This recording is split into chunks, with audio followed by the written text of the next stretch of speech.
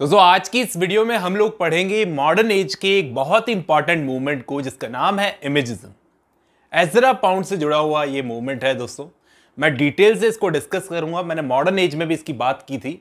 चलिए शुरू करते हैं आज की हमारी वीडियो। मिलता हूं इस वीडियो के एंड में। दोस्तों इस वीडियो में मैं आपको इमेजिज्म मूवमेंट के बारे में बताऊंगा।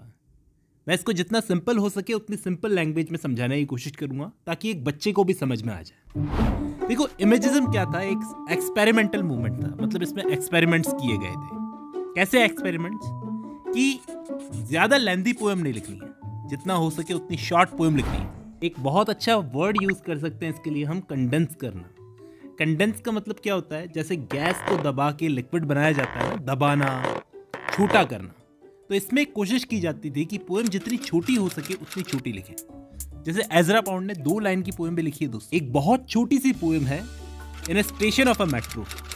इसमें 2 लाइन्स है बस, ये 2 लाइन्स की पोएम है। The apparition of these faces in the crowd, petals on a wet black बाउ।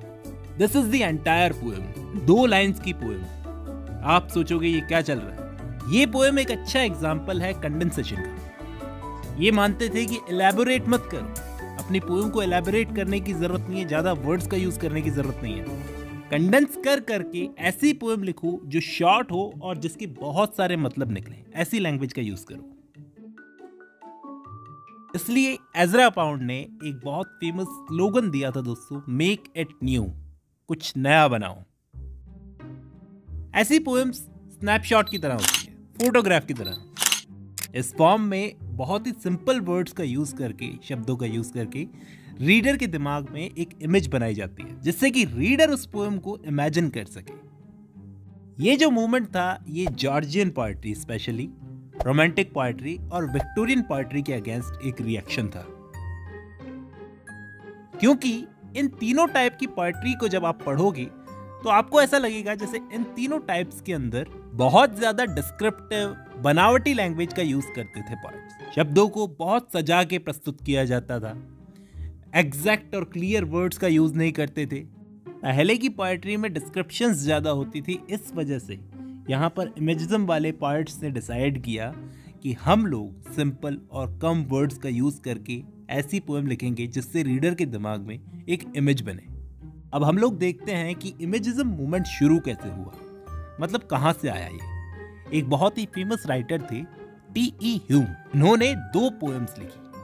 पहली पोएम का नाम था ऑटम, दूसरी पोएम का नाम था अ सिटी सनसेट। इसको 1909 में पब्लिश करवाया था।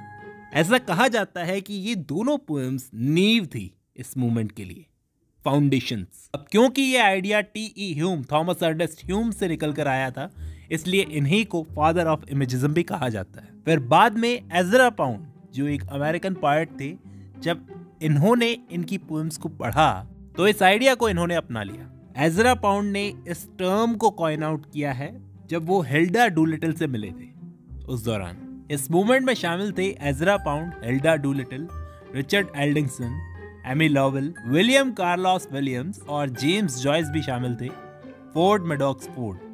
ये सारे के सारे लोग इस इमेजिज्म मूवमेंट में शामिल थे दोस्तों।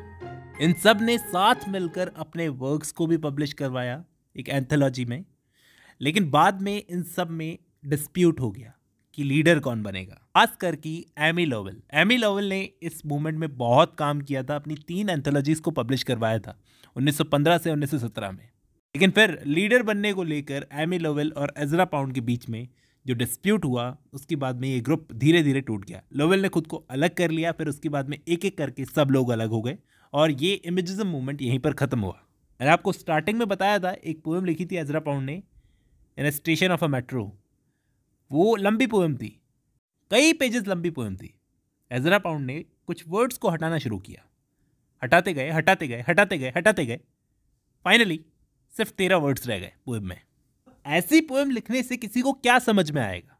मैं आपको समझाने की कोशिश करता हूँ कि एज़रा पाउंड ने 3 प्रिंसिपल्स दिए थे इमेजिज्म को लिखने के, कि इमेजिज्म में आप पोएट्री कैसे लिखोगे। इसके 3 प्रिंसिपल हैं।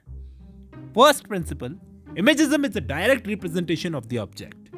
जैसे इस पोएम में एज़रा पाउंड ने दिखाया, एकदम स्नैपशॉट की तरह। दूसरा प्रिंसिपल था, डोंट यूज अननेसेसरी इमेजेस, बेकार के इमेजेस यूज करने की जरूरत नहीं है। और तीसरा सबसे इंपॉर्टेंट प्रिंसिपल था, नेचुरल म्यूजिक होना चाहिए पोएट्री के अंदर, आर्टिफिशियल म्यूजिक बिल्कुल नहीं होना चाहिए। इन सब की एक फेमस एंथोलॉजी थी दोस्तों, डेस इमेजिस्टिस।